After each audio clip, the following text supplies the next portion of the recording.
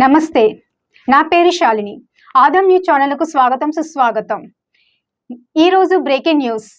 ఎన్టీఆర్ జిల్లా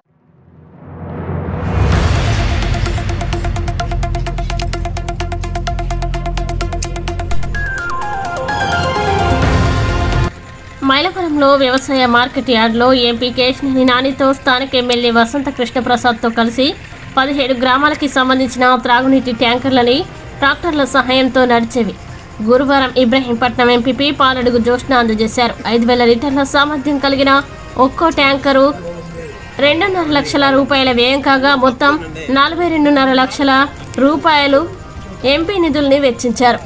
ఈ సందర్భంగా ఇబ్రహీంపట్నం ఎంపీపీ పాలడుగు జోష్న మాట్లాడుతూ ప్రజలకి త్రాగునీటి సరఫరాకి ఇబ్బందులు లేకుండా నియోజకవర్గం అంతటా వాటర్ ట్యాంకుల్ని అందించడం విజయవాడ పార్లమెంటు సభ్యులు కేశినేని నాని కృషి అభినందనీయమన్నారు.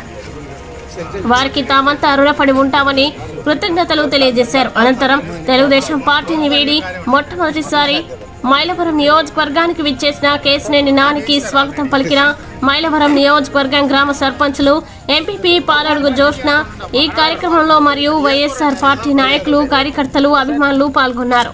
చూస్తూనే ఉండండి, ఆదం న్యూస్ ఉన్నది ఉన్నట్లుగా చూపిస్తుంది.